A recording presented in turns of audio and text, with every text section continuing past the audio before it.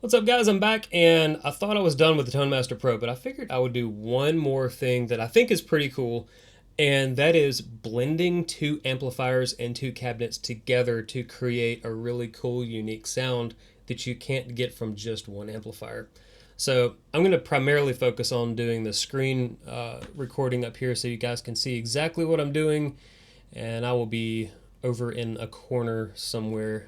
So to get started here, we are going to change this layout so that it can accommodate more than one guitar amp. So if we click over here where it says instruments, we can see the different types of signal paths we have to choose from. And I think that if you're doing vocals with this patch, you really can only do like this instrument plus mic line parallel, or let's see, probably do this one in any one of these with the instrument and mic, but it has to have this little split here to facilitate two different amplifiers and cabinets. So one option you do have is this instrument parallel 2 option. What this would let you do is it would let you put your two amps here in the first split, and then you could put your two cabinets in the second split. Each one of these splits has its own level and balance control in terms of like if you're wanting more to the left or to the right. And so what this one would let you do is it would let you blend specific amounts of each amplifier, as well as have a separate blend of your cabinets for an even greater level of control. Now, unfortunately, the Tonemaster Pro, at least right now, it does not have the ability to do the instrument parallel 2 along with a microphone path, which hopefully they will add that in a future update. But for now, let's just stick with just a basic instrument parallel path. I'm going to confirm that. Now I'm going to show you guys how easy it is to get a great sound just instantly. Watch this. So I'm going to take the Jubilee, you're going to go to the amp heads, and I want to use the Jubilee lead. And so right now, no cabinet. Kind of sounds, like a preamp with no speaker emulation going on. So we're going to put that one up in here. And now we are going to take a cabinet. We're going to use the greenback cabinet. And we are going to put that behind it. Now for the blend, we're going to go over here and click this little block right there. And as you can see, level A is the top and level B is the bottom. I'm going to go ahead and mute level B because we just want to focus on the top path first. And we're just going to set that 100%, and the pan for right now, we're just going to do it in the center, but once we add a second amplifier, we're going to kind of be blending a little bit to the left and right. But if you're playing this live through an FR, you probably just want to do straight up the middle mono so that you can have the exact same sound going from your outputs to the PA, as well as an output into maybe an FR behind you, and not get a different sound because of some kind of split blending that you're doing that's not completely centered. So this is just without touching anything, this is what it sounds like.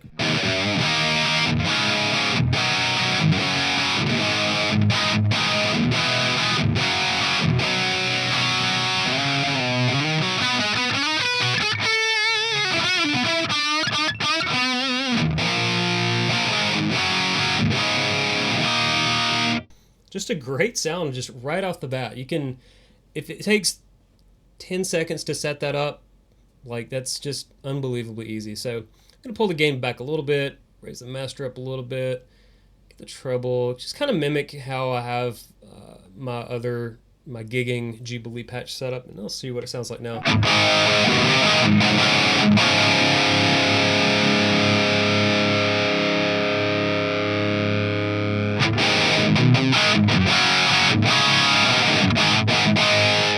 All right.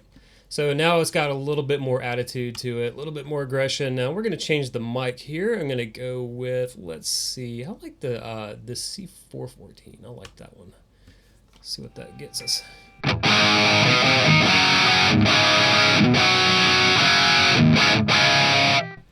I'm going to get the high cut filter kind of a little bit under control here with those really high highs.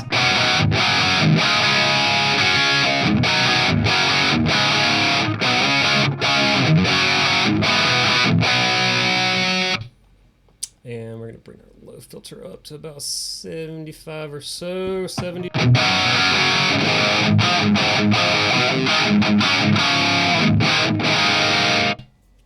Sounding great already.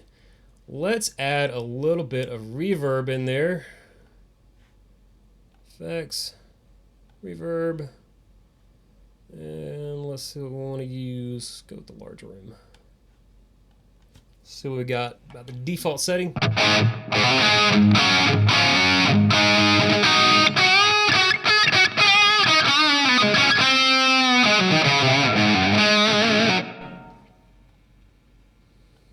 that down a little bit.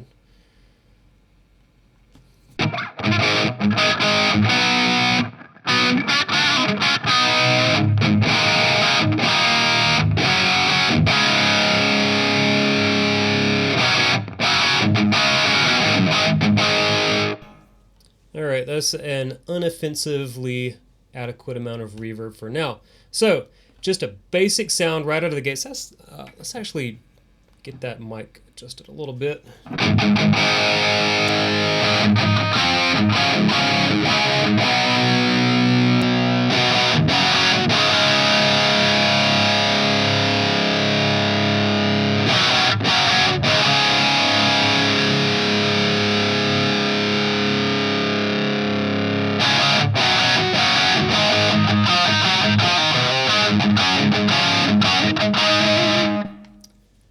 A little bit on the bright side, but we're going to leave it there because let's go ahead and mute the top path and turn on our second path on the bottom. And usually it's Marshall and Mesa that go together kind of like peanut butter and jelly, but we're going to go with the 5153 because I think that they did a fantastic job with this amp. We're going to go with the blue channel here.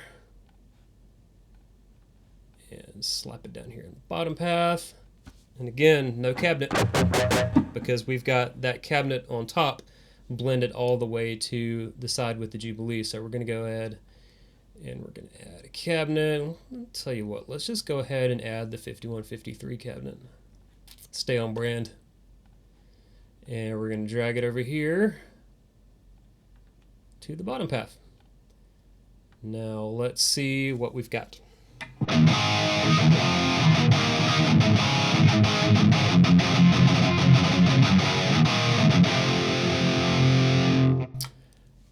All right, I'm going to get a loop going here. I've got an external looper just because I don't want to fool with the switching stuff. So I've got my Ditto X4 down on the floor here. So I'm going to go ahead and get just a basic riff going. And I'm going to do the exact same thing I did with the Jubilee and its cabinet and just sort of tweak around on the EVH and its cabinet, the mic position, high and low cut filter, all that good stuff. And then we're going to kind of see where we land after that.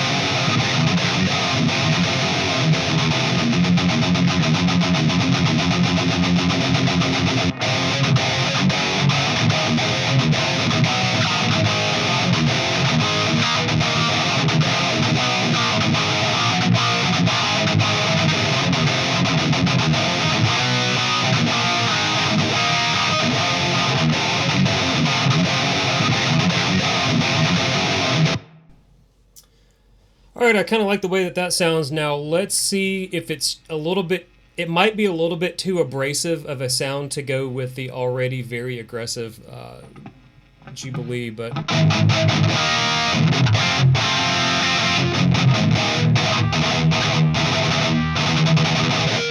Alright, let's go ahead and I'm going to bring the 5150 to half, and let's go ahead and start bringing in the Jubilee, and I'll just go ahead and kick the loop back on.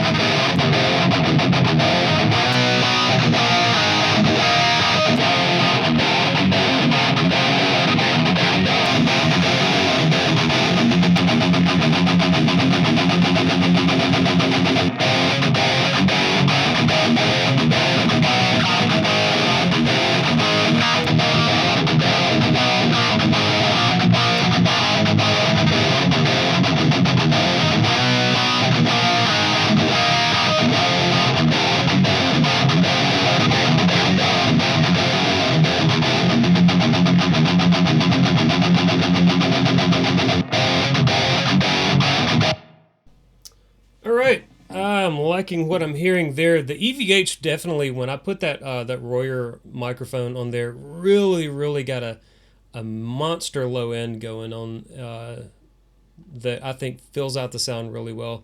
So again, if you want to listen to,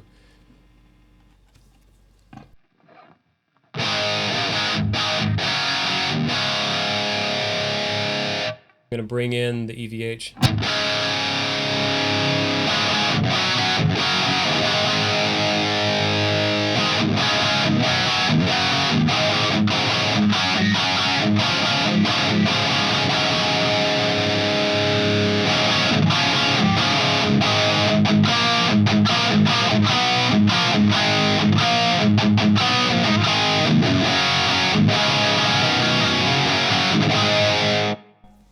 Just a really big, nasty, full sound.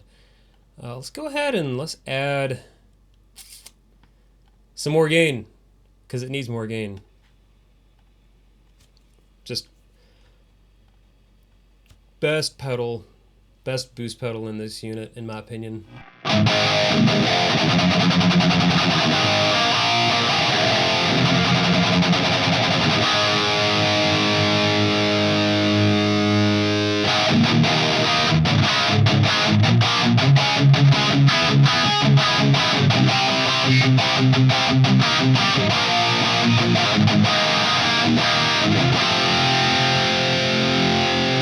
Let's put that on a switch real quick. On, off, channel, confirm, done.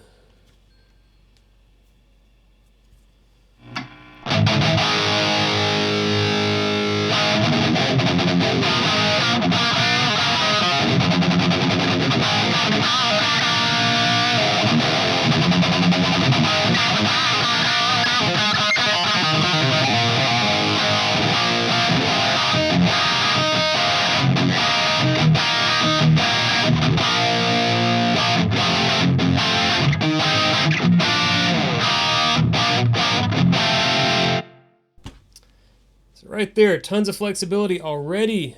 Let's add another effect. Let's go to the delay. And because we've got left and right, we can do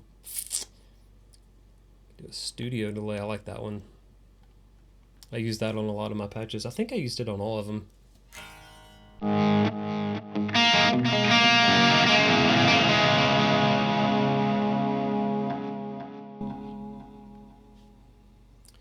Oh, I think that there's a stereo version. Hang on.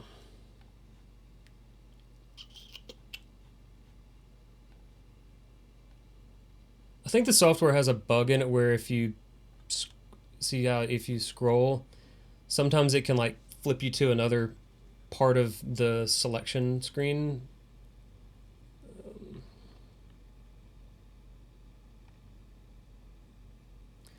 Oh, actually, let's try the stereo space delay.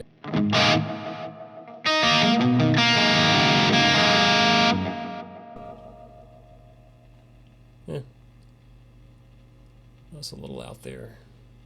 I think it can be tweaked to be a little bit more normal.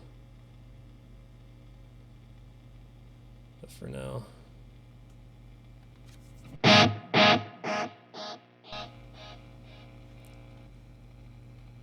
I'm willing to bet.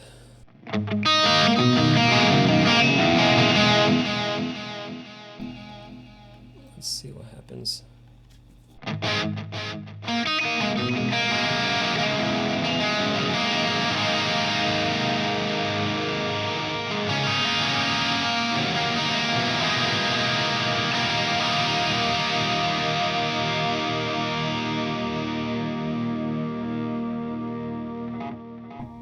All right, well, let's go ahead and get rid of that, get back to the matter at hand here with the panning. So now,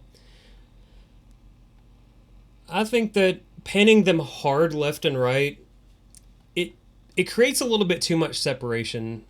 So if I do this,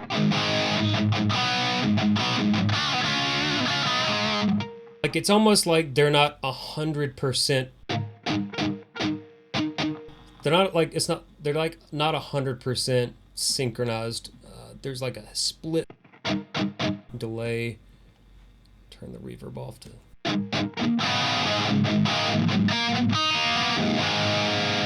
So I don't really like that, like the sound of that. It kind of feels a little unnatural. But if I go to about 25% on each side, let's see what that does.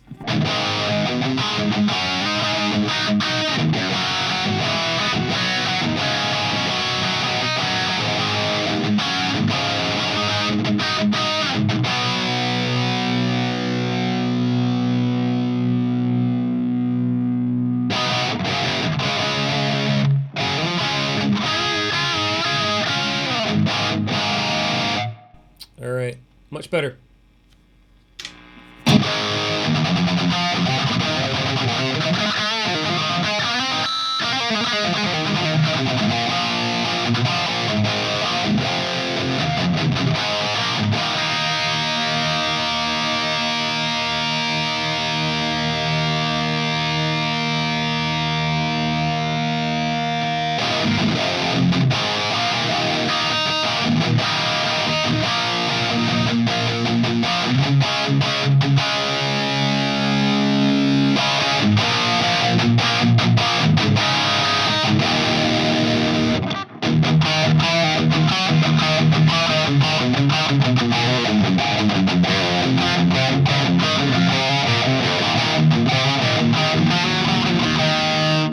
Tell you what, let's change it up and put the enchanter in with the Jubilee so that now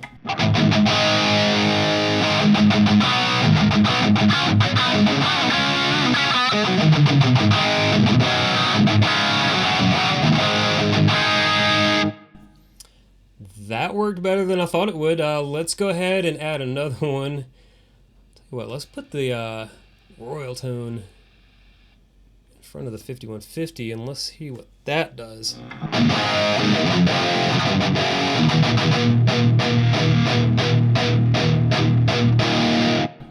I can feel something weird happening from the 5150, almost like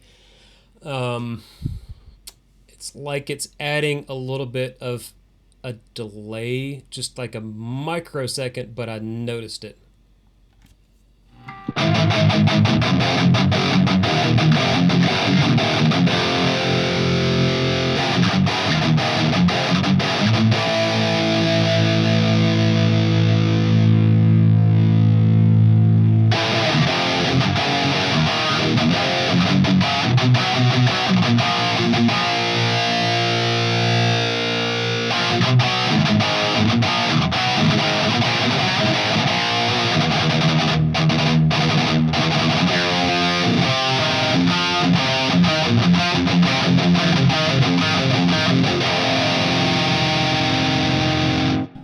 So now, if I want to change this to include Royal Tone, anytime you add a second block to an on-off function, it changes the block name on like the scribble strip to multi. So if I want to rename this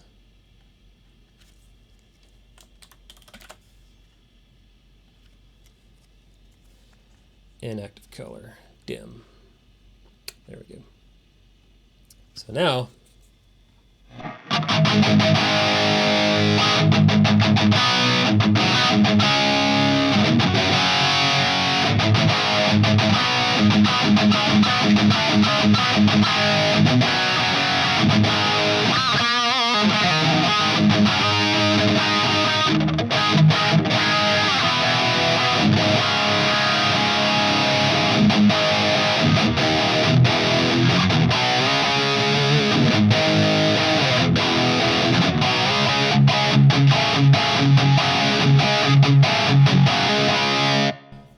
I did forget, I've got the global EQ at 1 dB increased for 8K. Let's pull that back down.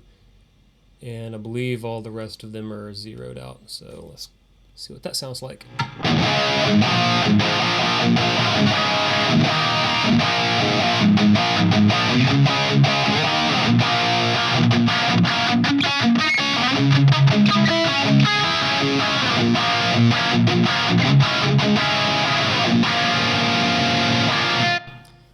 That sounds really good. Okay.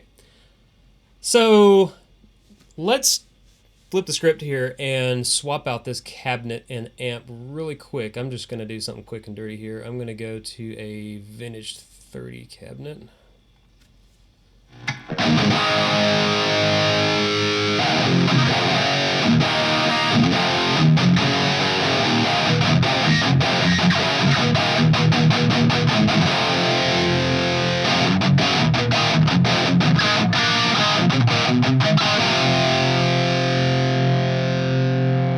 And let's swap this out for, I'll tell you what, let's throw the,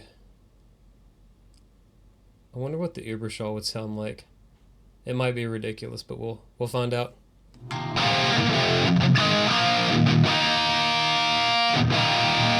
Volume's really low.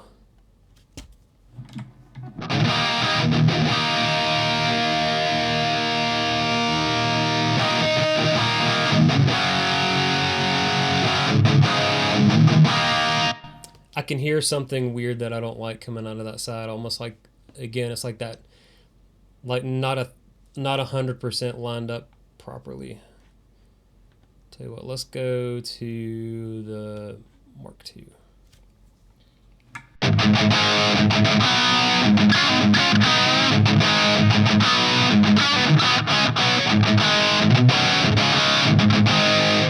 Any better right there. Tell you what. Let's see what just the Mark sounds like.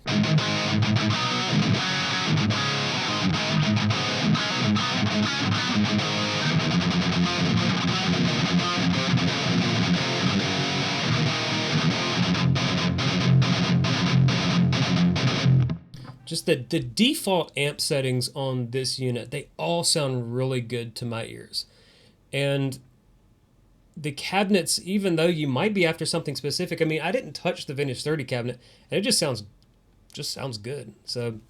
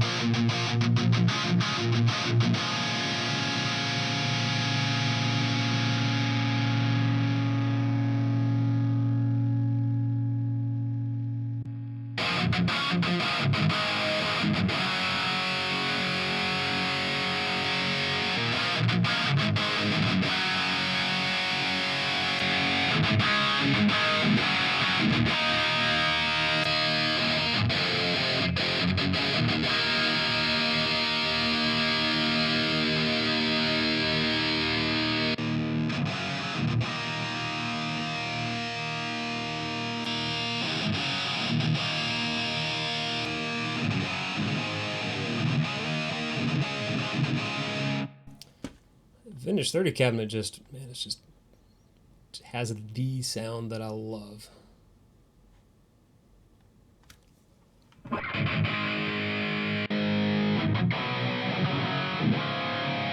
These Mesa cabinets, I think that they shave way too much off the top end. This 4.4K high cut filter, it's pretty aggressive.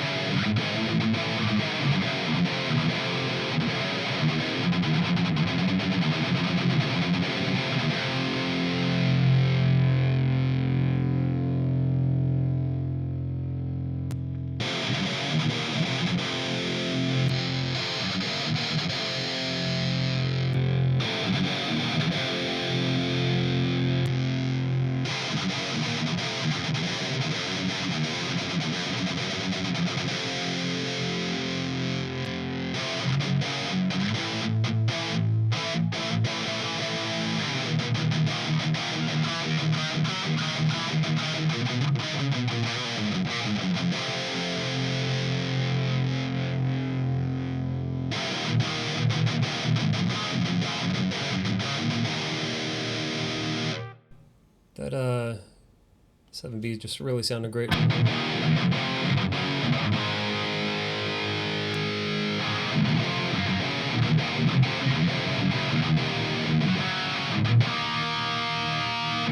I think we will add some sparkle back in here. This EQ, let's see what we got here.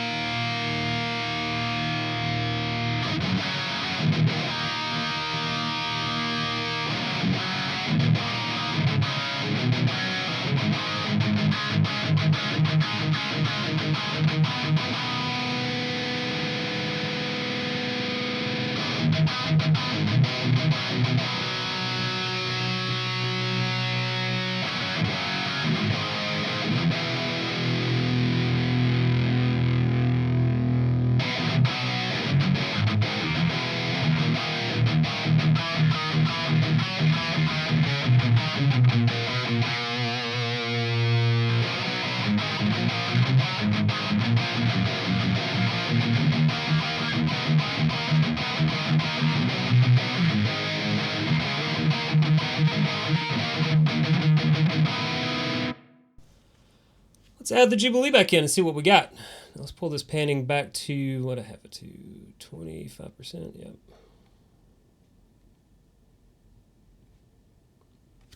All right, let's start bringing it in.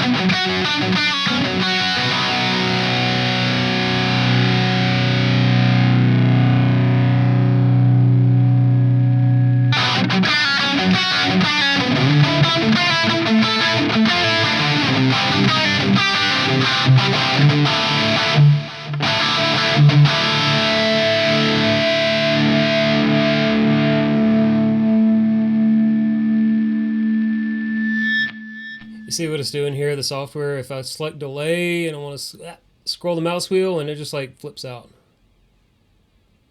Well, that is not what I want.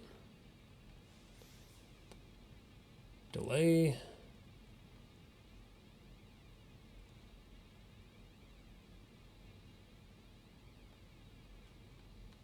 Echo tank stereo?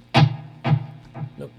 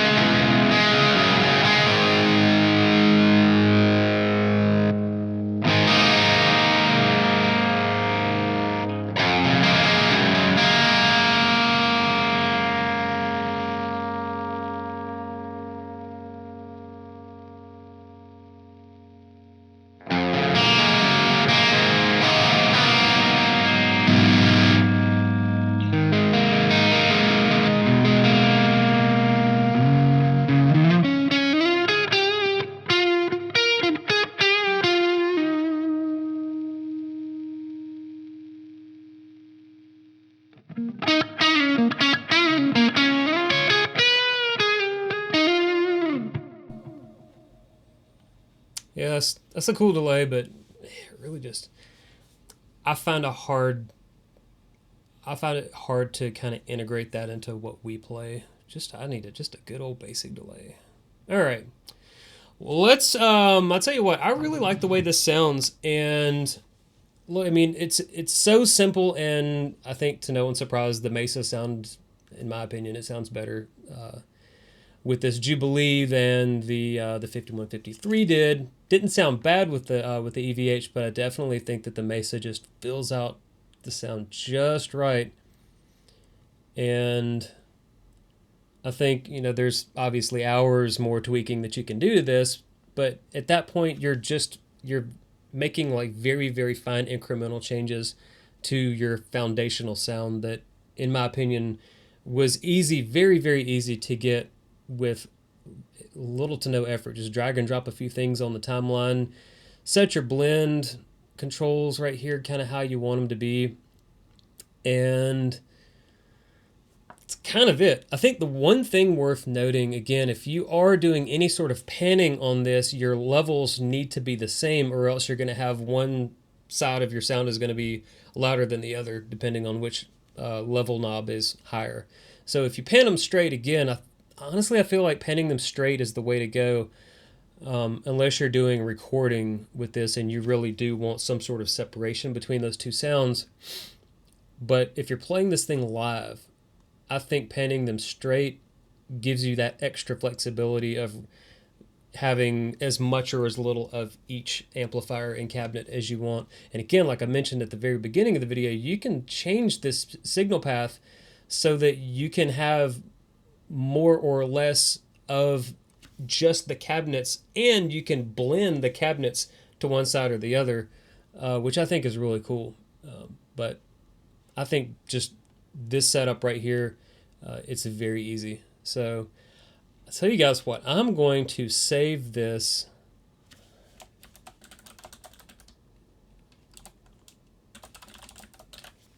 I'm going to save this to the cloud.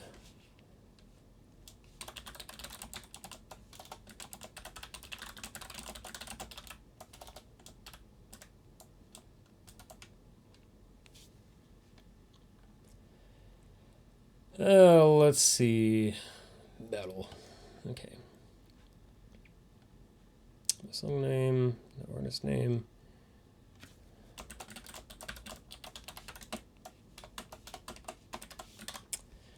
And there you go. So if you own a Tonemaster Pro, now you can go ahead and grab that and play around with it, or just create something from scratch using the methods that I showed you guys here in the video. If you don't have a Tonemaster Pro, I'll have an affiliate link to the Zzounds website, who obviously I have to thank for this. If this is your first Tonemaster Pro video, I've got a lot of other videos that I've done with this unit, using it through various power amps, power sections of amplifiers, running it direct, just really showcasing the flexibility of the unit. And again, if this is your first Tonemaster Pro video that you've checked out on my channel, I certainly invite you to go check out some more if you're doing your research. If that's what phase of this you're in, go and check out some more of the videos that I have if you want to see more ways that I've used this device. And again, if you are ready to make a decision, I'll have that affiliate link And it doesn't just have to be that. It can be literally anything on Zzounds' website. There's just a small little kickback that I get that doesn't cost you guys anything extra, and it's truly appreciated. Every little bit counts, and for that, I'm extremely grateful for the purchases that you guys have made. It really does help make a difference, and it's going to help me hopefully kind of get some more stuff here in the studio to improve my content that Zzounds might not necessarily sell, that I can't really get my hands on through an affiliate program. So yeah, appreciate you guys hanging out with me again. This is a bit different of a video, and I'm anticipating that UPS return label any day now from the guys over there at Zzounds. So this might be the last video. If I come up with any other ideas. If you did watch my review video when I was speaking about the looper problem that I have, where you had to jump back into the looper settings, you actually can program one of the buttons to do a MIDI command. I'll show you guys real quick. If you go to the MIDI CC, whatever channel that you've got set up, and if you know the CC number that the unit assigns to the start-stop function of the looper, which there is one of the commenters mentioned that he uses a MIDI controller and he has that program. So you can program any MIDI function on the device to any switch, which I think is really cool. And because you've got 5 different slots here, you can program 5 MIDI changes all to happen at once. So you can just say, like, boom, completely alter a bunch of different things at once, which again, the beauty of the flexibility of this thing, and kind of just MIDI in general, which it's not the big scary monster that you might think it is. It's easier to program once you kind of wrap your head around how MIDI works. So yeah, I'm gonna stop talking now. I'll stop rambling, and if you got a Tonemaster Pro, go check this thing out. I think that this dual amp blending thing is pretty cool. And if I come up with any other ideas, or if you guys have any other ideas on kind of what you want to see with Tonemaster Pro content, if I still have it by the time I get those suggestions, I will make every effort to make a video of something new happen if you guys want to see it. So yeah, thanks for hanging out with me and checking this video out, and stay tuned for whatever I come up with next. And I'll see you guys in the next one. Oh, by the way, if you're one of the 90% that aren't subscribed and you're watching this video, hit the subscribe. Help me out, man. We got to grow this channel, get these videos out there into the algorithms for more people to check out, and just to help this content get out there to anyone who might be kind of only checking out those top level YouTubers. I got a lot of growing to do, but with your guys' help, we can get there. So any help you guys can provide with the subscribes, the likes, the sharing, spreading the word would be awesome. So anyways, I'll talk to you guys later. See you in the next video. You guys take care.